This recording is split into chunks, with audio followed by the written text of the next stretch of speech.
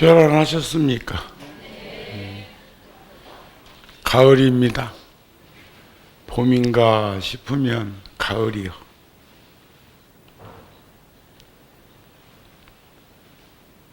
오늘은 제가 장안사 자주는 못 와도 법회를 한 번씩 오는 중에 일요 가족 법회 날이자 관음제일이 함께 이렇게 맞물려 가지고 법회를 처음 하는 것 같은데, 그래서 그랬는지 오늘 훨씬 더 많이 나오셨네요.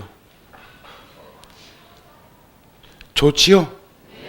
많이 함께 하니까 좋잖아요. 동사서 보기도 좋고 탁마하기도 좋고. 그리고 우리에게는 오늘을 살아가면서 바라보면 어제가 있었고 내일이 있을 것이지만 우리는 영원히 내일은 만날 수가 없습니다. 여기서 내일이라는 것은 꼭 내일만을 얘기하는 게 아니고 다음에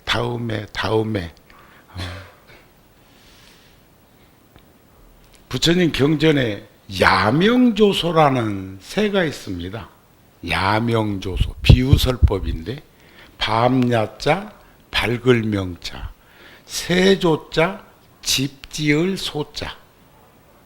그러니까 그 이름을 그대로 번역해 보면 이 밤이 새고 나면 꼭 집을 짓겠다고 염원을 하고 평생 동안 실천하지 못하는, 뻐꾸기는 나무 둥지에다가 알을 낳고 그리고 그 둥지에서 멀지 않은 곳에 딱 버티고 있으면서 알 속에 있는 자기의 유전자를 향해서 계속 뻐꾹 해가지고 나를 수 있을 때 되면 그 어린 시절에 품고 먹였던 새로부터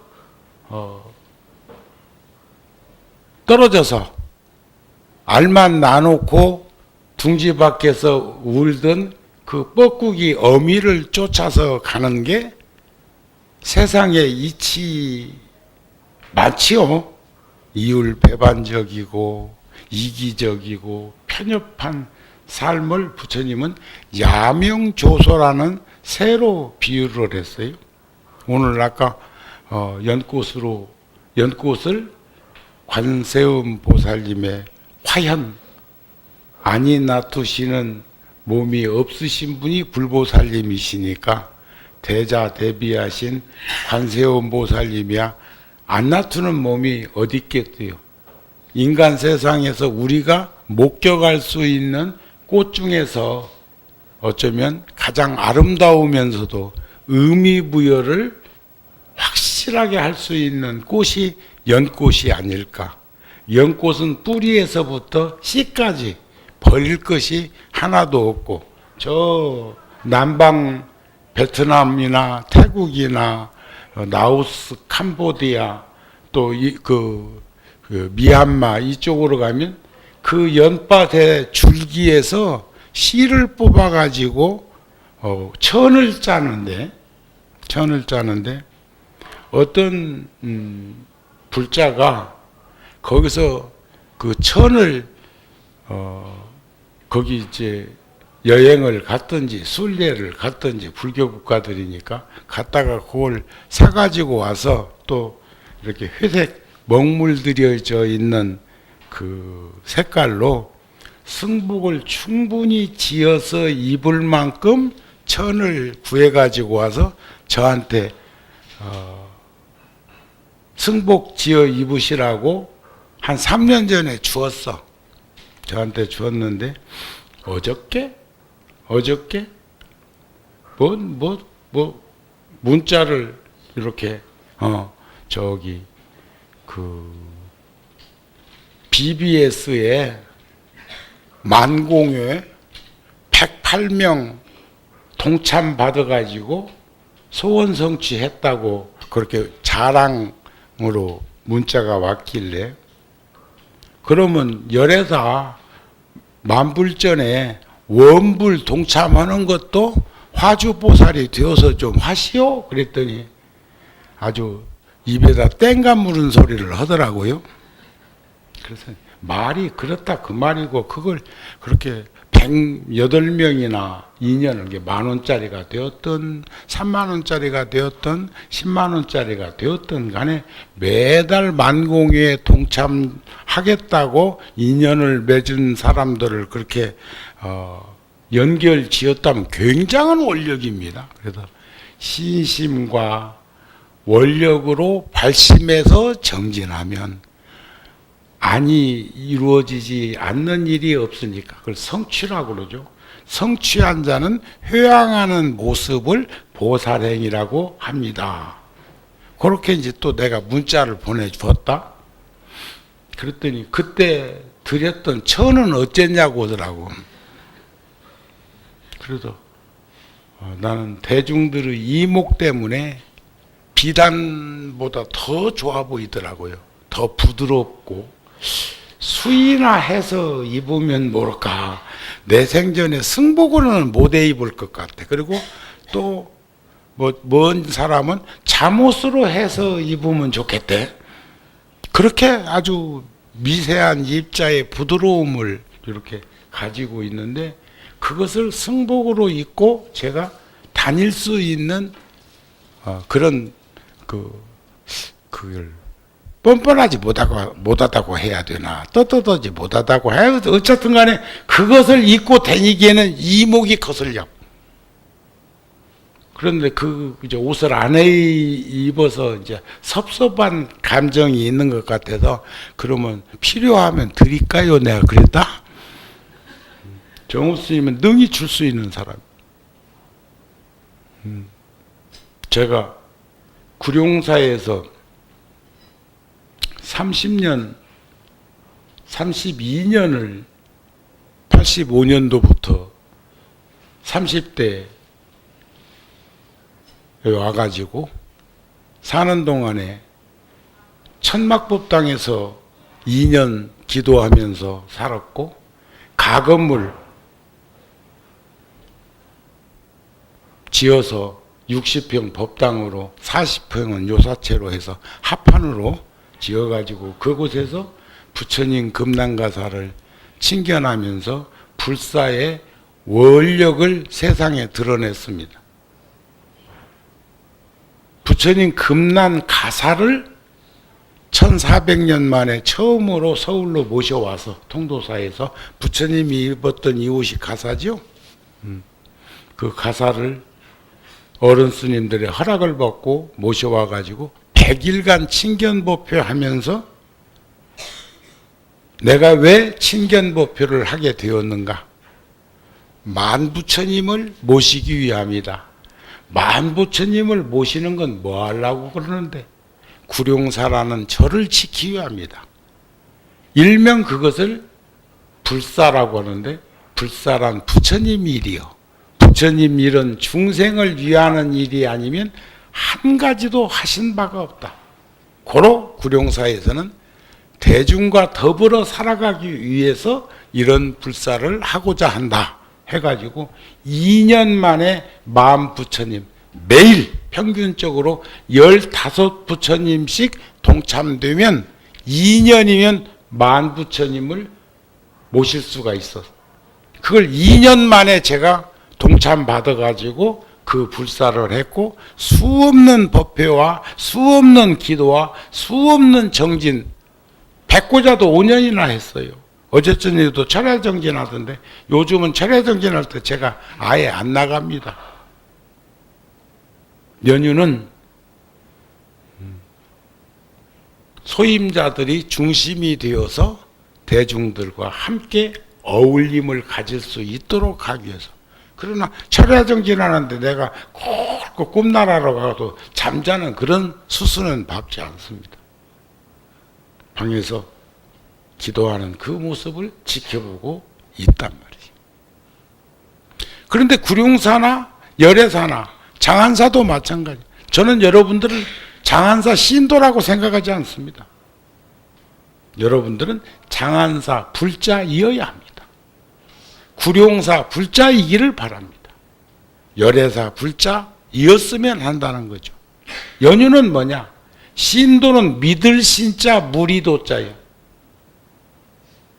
그러니까 믿는 무리, 결속력을 필요해. 그리고 물이 지어져야 돼. 그러니까 종교는 참자유를 누르기 위해서 부처님의 제자가 된 이들이 그렇다고 해서 자기 근본 망각하고 도리를 다하는 것을 등한하라는 그런 얘기는 아닙니다. 우리 가족 간의 관계도 그런 거죠. 근본 망각하고 도리를 하지 않으면 그 가정은 깨져.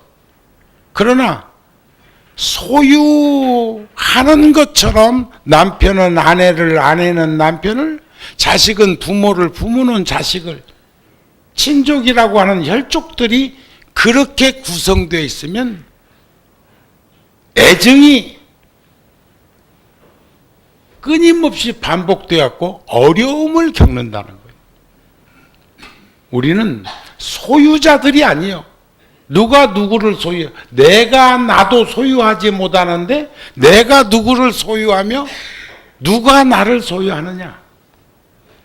그런데 불교라고 하는 사찰에서 여러분들을 신도화 시켜가지고 조직을 하고 얽어 묶고 이렇게 하면 매우 부담스러운 일들이 생긴다는 거예요. 부처님의 제자이기를 바라고 부처님 제자이어야 합니다. 그런 거 아닌가요? 응? 그런들 어떠리 저런들 어떠리요? 간이 가는가 운이 오는가 그래? 응? 그렇지는 않아.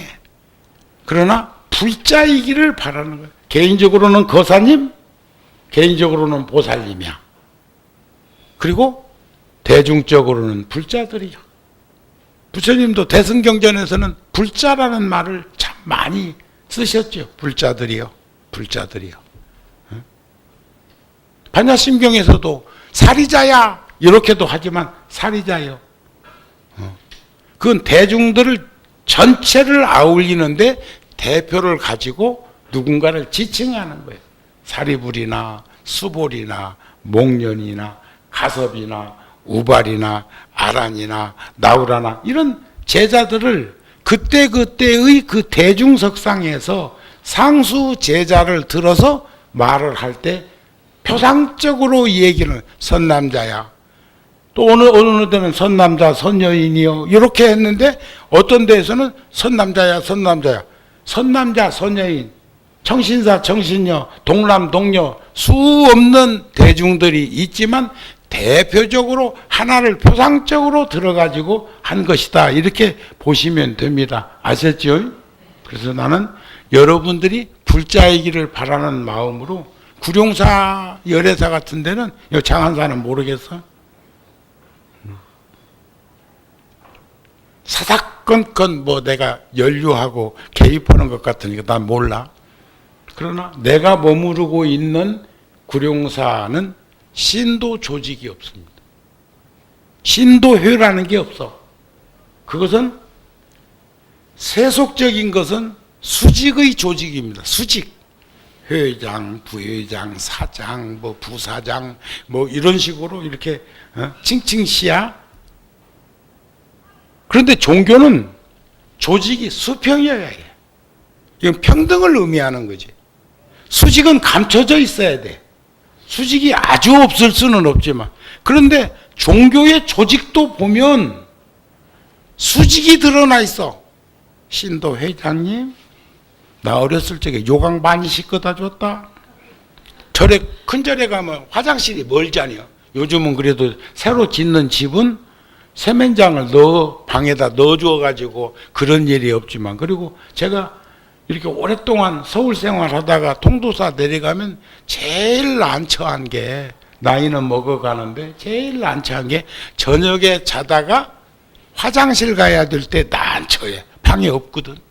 제가 30대 초반부터 쓰던 방이 통도사에 아주 좋은 작은 방이 있는데 제가 그렇게 30년 넘게 나와 있었어도 통도사에서는 그 방을 그대로 존치해 놨어요. 유일하다고 아마 생각됩니다. 통도사는 스님들이 너무 많아가지고 밖에 나가 있으면서도 방을 가지고 있기가 쉽지 않아. 산내 암자는 잘 모르지만 큰 절에는 그건 불가능해. 그런데 그렇게 한 것은 내 공적을, 내 활동을, 내가 지금 처해 있는 입장을 살펴준 거라고 생각합니다.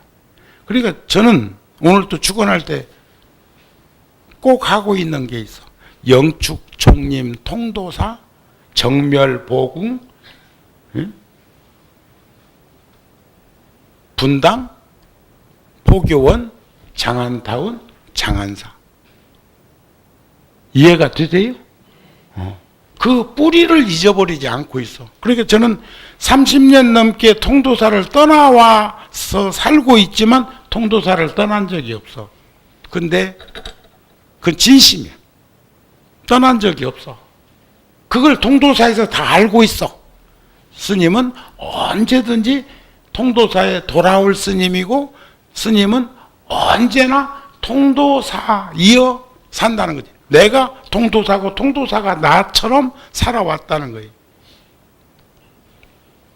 그러한 삶을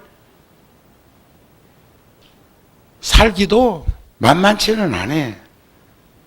그러나 우리들이 여기서 한 번 더 숙연하게 들여봐야 할 것은 여기 주지스님도 이번 겨울 결제철에 선방 간다 카대. 선방. 자, 지혜롭고 슬기로운 거지. 수행자가 선방에 가서 정진을 한다는 거, 밥상머리에 앉으면 밥 먹기가 수월하잖아요. 남 잠잘 때 같이 들어 누우면 잠자기가 쉽지 않아요. 남 잠잘 때는 깨있고 깨있을 때는 잠자고, 밥 먹을 때는 딴짓하고, 아무도 밥 다 먹고 나면 밥 먹는다고 그거 복잡해. 집에서도 복잡하잖아요. 그러시죠? 그런데 주의심한테 오늘 내가 그 마조 스님이 척 앉아서 이제 참선을 하고 있으니까 한 스님이 물어.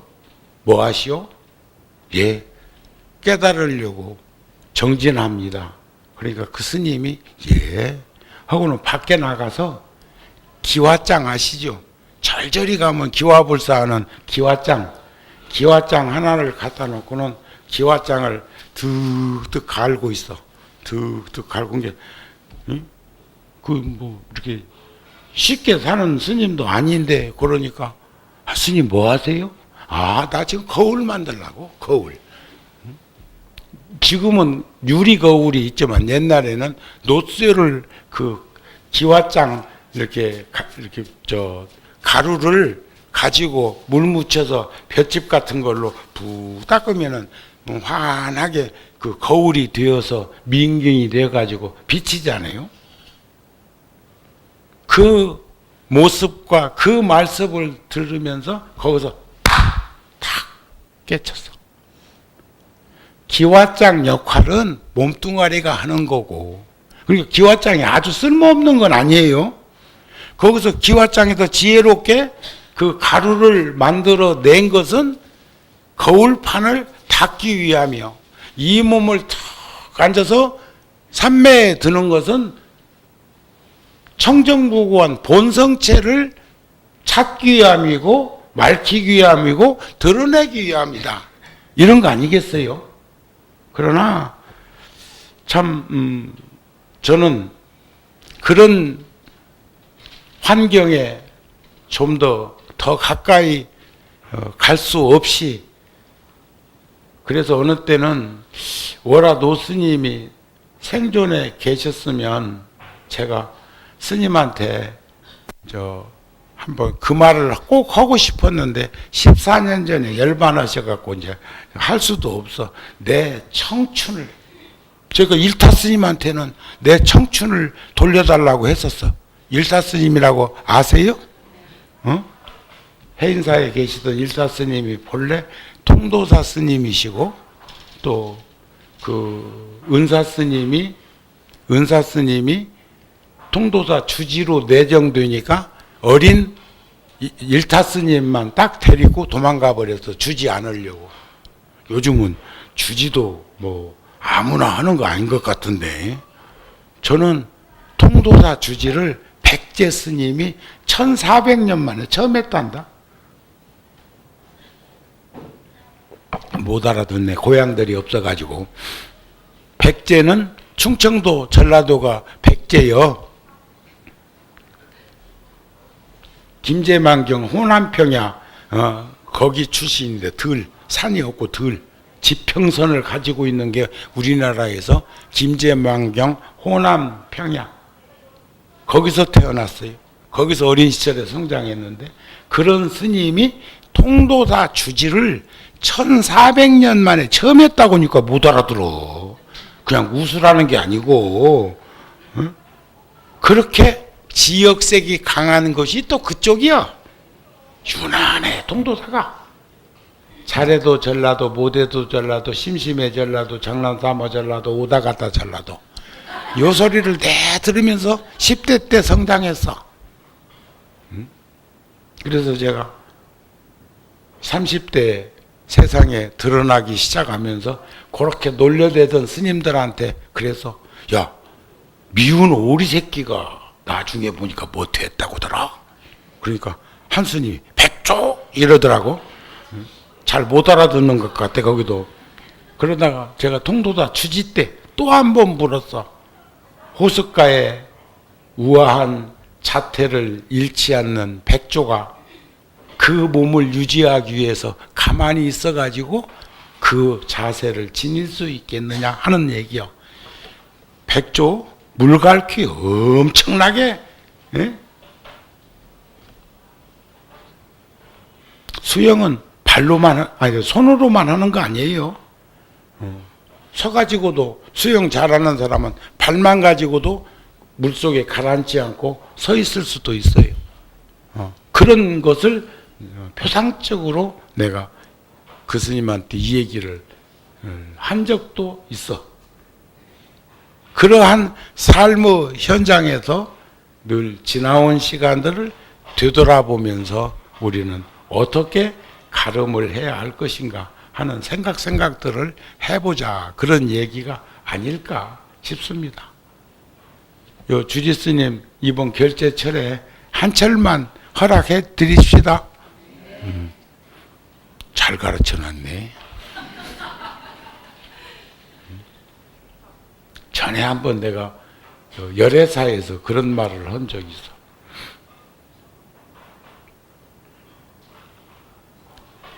구룡사는 32년 동안 머무르면서 한 5년 정도 제가 통도사 다시 내려가 가지고 소인 보고 선원에 있느라고 내려가 있었는데, 10번이면 10번 구룡사 왔다가 통도사로 내려갈 땐 스님 다녀오세요 이렇게 얘기해. 구룡사 불자들이나 소임자나 스님들은 스님 다녀오십시오 그래.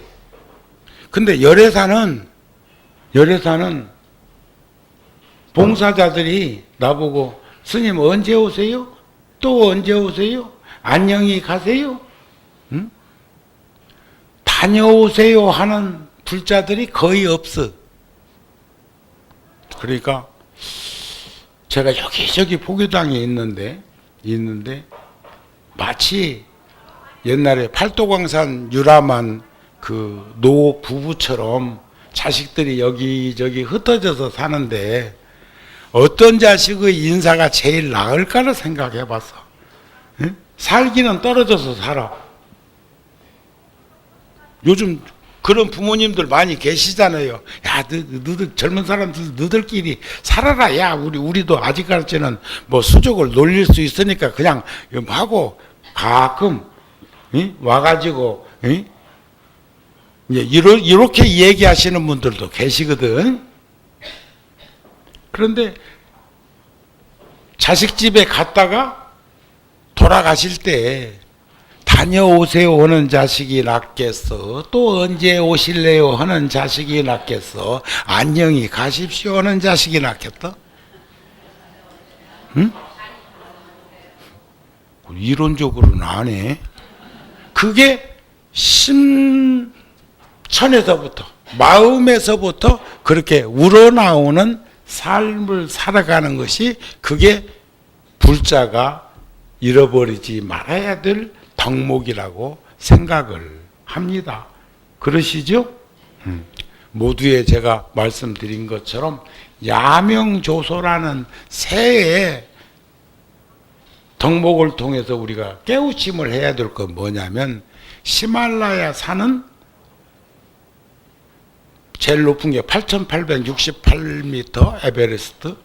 그 산은 제가 5,700m까지는 올라가 봤는데, 수미산을 6,800m 해발 수미산을, 내년 달력에는 수미산 사진 내가 다시 하나 달력에다가 표장적으로 넣고, 그 다음에 표지사진, 맨 앞에 표지사진은 부다가야 보리수잎이, 부처님이 열반하신 무렵이 되면 떨어지는데, 떨어져서 과목으로 있다가 보리수잎이 새로 나는 게 아니라 한 3, 4일 사이에 떨어지고 나고 떨어지고 나고 떨어지고 나면서 옷을 싹 갈아입습니다. 그런데 이상하게 그 해는 가물었던지 이파리가 많이 떨어진 상태에서 그 부분만 내 눈에 시각적으로 이파리가 제일 먼저 큰 이파리 보리수잎이 하나 나고, 또 그 다음에 총총총총총총이 작은 이파리를, 이제 그러면 하루 이틀만 지나면은 다 이파리로 새순으로 돋을 건데, 순간 포착에 내 눈에 그렇게 띄어서 했는데, 그 보리수잎 하나가 피어 있는 보리수잎의 과목, 그리고 새순이 막 나오려고 하는 그 나무를 이번 내년 달력에 표지로 사용을 했어요. 지금 한창 지금 인쇄하고 있어. 그 사진은 누가 찍었다고?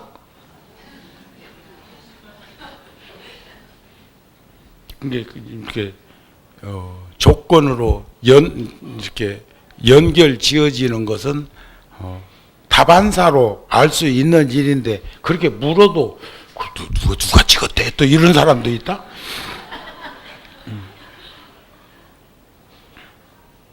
그런데 그 뻐꾸기는 나무 둥지에라도 알을 낳았지만은, 이 야명조소라는 새는 저녁에 춥고 무섭고 겁나고 배고프고 등등등등 해가지고 벌벌벌벌벌벌벌 떨면서 막 생각을 막 다졌어. 근데 내일은 이 밤이 새고 나면 꼭 집을 지어가지고 편안하게 쉬리라, 머무르리라 이랬는데, 얼었던 몸뚱아리가 아침 햇살에 싹 녹으면 어젯밤 그 무섭고 겁나고 두렵고 춥고 했던 것들이 싹 눈 녹듯이 녹아버리고 사라져버려. 그리고 지지배고 그냥 실컷 놀다가 저녁이 되면 또 잠자리 없이 벌벌벌벌벌벌벌 떨면서 이 밤이 새고 나면 집을 짓겠다고 또 다지는 거예요. 평생을 그랬는데 그놈이 집이 없더라네. 그게 야명조소야. 야명조소. 이 밤이 새고 나면 집을 지으리. 응? 내가 번역을 그렇게 했지만, 밤야자 밝을 명자, 새조자 집지을 소자. 그런 새가 그 새뿐이랴. 우리들은 그런 삶을 살고 있지는 아니한가. 제가 오늘 BBS 불교 방송에서 아침에 그 불자들한테 띄우는, 제가 매일 아침마다 띄우는 글이 하나 있는데, 그 글이 오늘은 그런 글이 11월 달 우리 잡지에 있었던 것 중에서 발췌해 갖고 매일매일 간단하게 이렇게 내보내는 게 있는데, 그 일을, 어렵고 힘든 그 일은 내가 나서서 하고, 그 일을 누구도 다 할 수 있는 일이라면 주고 길을 떠나자. 나에겐 또 새로운 일이 있을 것이다. 아침에 일어날 땐 천년만년 살 것처럼 일어나고, 저녁에 누울 땐 오늘 밤이 마지막 밤이지. 할 수 있는 삶이란 여한 없는 인생, 후회 없는 인생을 살면 다 돼. 인과를 믿고 안 믿고 간에 죽음이 무서워 덜덜덜덜덜덜덜 떠는 종자들은 왜 죽음을 두려워하고 겁내고 무서워할까요? 인과를 믿지 않는다고 하면서도 두렵고 겁나고 무서운 그 무엇이 있어? 지금보다 못한 인생으로 나락으로 떨어져서 힘들고 어렵고 고통과 괴로움을 겪을 거라고 하는 그 무엇을 느끼고 있는 거 아닐까? 금생에 잘 살면 본전치기만 해도 우리 인간 세상에 다시 온다? 천당 극락 갈 거 뭐 있어? 이? 극락세계는 목적지가 아니요. 극락세계는. 조계사에서 이번 초하룻 날 저한테 법문해달라고 했다가 새로 원장 스님이 바뀌셨죠? 원장 스님이 수덕사 스님이신데 선배이기도 하고 참 그러니까 저하고는 저 10대 때부터 그 스님을 그 스님 또래들 저는 참 복된 인생을 산 사람입니다. 어른들의 그늘 밑에서 자상한 가르침과 보살핌으로 자양분 삼아서 성장했어. 그러면 우리는 해야 될 게 두 개 있습니다. 하나는 앞서가신 스님들의 울타리가 되어드리고 지켜드려야 합니다. 그래서 2600년 동안 불교는 이어져 내려온 거예요. 그리고 성장하는 후학들에게 나도 어른 스님들처럼 그늘이 되어줘야 되고 자상한 가르침으로 자양분을 섭취할 수 있도록 해 주어야 하고 그 연속성이 2600년 동안 이어져 와서 오늘에 이르는 거예요. 그래서 내 소임자한테 스님 원장 되시고 첫 초하루인데 조계사에서 스님을 법문 모셔서 하면 불자들이 얼마나 좋아하시겠느냐 그렇게 그러면서 내가 나도 초하루는 바쁘거든. 그 핑계로 내가 빠져나갔어. 그런데 내가 이번에 이제 하여튼 초하루는 아니더라도 일요일 날이라도 법표를 조계사 법표를 11월 달이나 12월 달에 하게 되면 아미타경을 중심해서 법문을 해달라고 요청이 들어왔어. 근데 극락세계는요 목적지가 아닙니다. 업을 많이 지은 업력 중생이 복덕과 지혜를 증장해서 극락에 가면 원력보살이 돼. 업력 중생이 극락에 가는 순간 원력보살이 됩니다. 일생보처에 오르게 되어서 지장보살이 지옥을 향해서 가셨듯이 관세음보살님이 사바세계에 오셨듯이 대자, 대비, 대의, 대사 사무량심을 지니고 우리와 함께 어우러져 살 수 있는 삶을 살기 위한 환승지, 환승지. 우리 환승한다고 그러죠? 바꿔 타는 거. 제가 10월 초에 미국을 갔다 워싱턴을 갔다 왔는데 워싱턴, 뉴욕을 갔다 왔는데 그때 추석 연휴가 막 한 열흘 뭐 내 이번 11월 달 우리 잡지에도 그런 말 써놨다. 근로 조건으로 봐서는 참 긴 휴가였다. 그런데 선호하는 여행지로는 일본으로 꼽고 있는 우리 백성들이 일본 사람한테는 욕하고 있잖아요. 예? 심지어 이런 시도 있다. 미운 놈의 아들놈이 좋은 옷 입고 지게진 나를 보고 욕하고 가네. 욕하자니 내 입이 더러워지고 쳐주자니 우는 꼴이 보기도 싫다. 아따 그놈 가다가 개똥에 미끄러져 소똥에 코나 팍 뛰어라. 이게 일제시대 때 작자 미상의 시여.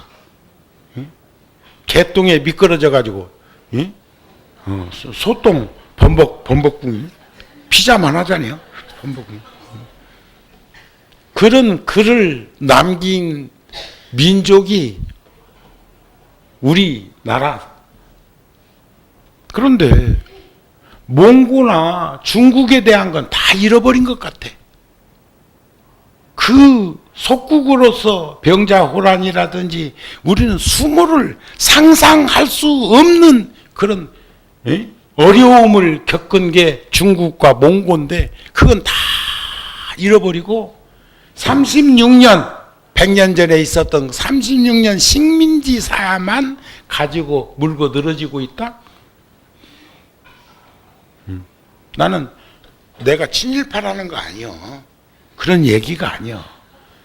제가 인도에서 베트남 정치인하고 며칠 같이 쓴 적이 있습니다. 부다가야 보리수 나무 있는 그곳에서 달라이라마 법표가 있어서 거기에 참석을 했었는데 그때 리처드 기어도 왔었다. 내 옆에 앉았었어. 밥도 같이 먹었어. 사진도 같이 찍었다. 잘 안 믿는 나를 과소평가하는 경향이 있어. 사진 다음 달에 올려? 잡지에다? 내 부보다 올려? 그때 70명 정도 우리 불자들이 갔는데 전부 리처드 기어가 닉림포체 스님이랑 같이 공양하고 난 다음에 다 초상권을 허락해가지고 같이 다 사진 찍어갖고 다 갖고 있어. 근데 그 베트남 국회의원이 그런 말을 해. 베트남 전쟁 수십 년 실질적으로 미국하고 상호 불가침 조약을 남과 북으로 나눠고 우리 남북처럼 그렇게 했는데 미국이 철수하고 우리가 철수한 후에 남쪽에 있는 공산당이 북쪽에 있는 사회주의 공산당을 불러들여 가지고 합병한 거예요. 지금 우리나라도 참 조심해서 생각을 모아야 되겠지만 그런 세력들이 난 많이 있다고 보여져. 데모하고 뭐 하는 거 보면 말이 그렇다 그 말이요. 응? 너무 깊이 들어가지 말고. 그런데 그 베트남 국회의원이 우리는 베트남 전쟁의 잔혹사를 잊자는 게 아니고 묻어두자는 것이다 그랬어. 묻어둔다는 건 불씨가 남아 있습니다. 화로에 불씨처럼 남아 있는 거예요. 지금은 국가 재건을 위해서 피폐해진 가난을 극복하기 위해서는 누구하고도 같이 손을 맞잡아야 된다는 그런 이야기였어요. 전 등골이 오싹했어. 그 말을 들으면서. 잊자는 게 아니라 묻자는 거다. 묻어두자는 거다. 어느 날 그게 드러날 거요. 그런데 어저께 우리나라 대통령하고 베트남 대통령하고 상호 경제 협조 조항 하는 것보다 그 사람들이 지금 전쟁 후에 태어난 사람들 아니라고요. 응? 저는 해방둥이가 아닙니다. 6.25 전후 세대지. 그러면 식민지에 대해서 우리는 전혀 본 적이 없잖아요. 그러면서도 우리는 간직하고 있는 게 있죠. 그런 것을 우리가 눈여겨서 보면서 생각해 봐야 될 거 있어. 중국, 몽고,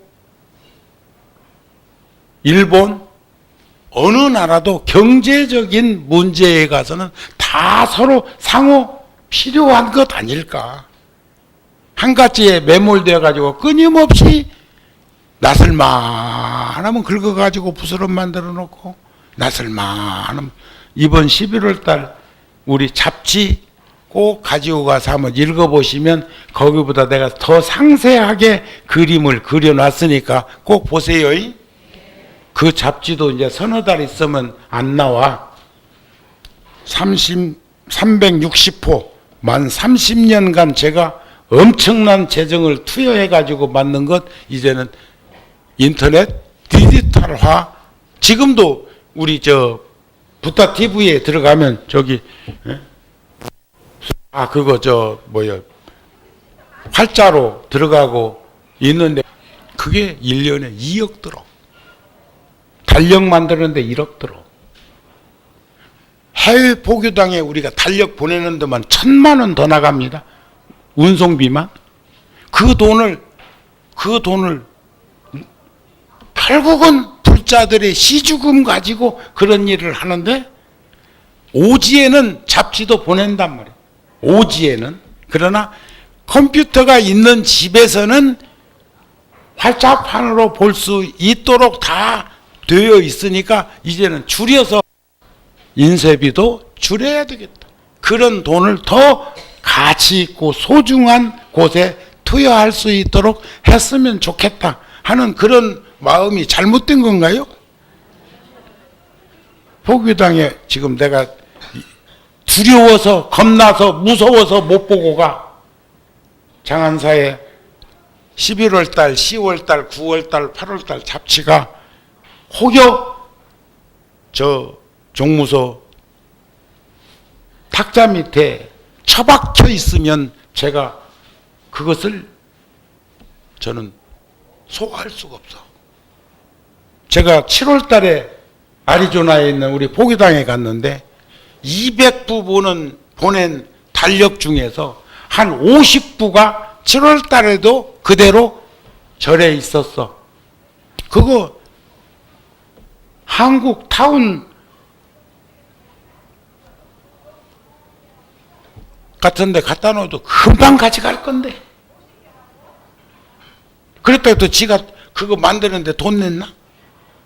그런 것들하고 같이 숨을 쉬어야 하고 함께 동행해야 된다는 게 폭폭한 거예요. 이해가 되시죠? 오늘 사실은 그런 법문 하려고 한 건 아니었는데 먼 데까지 왔네.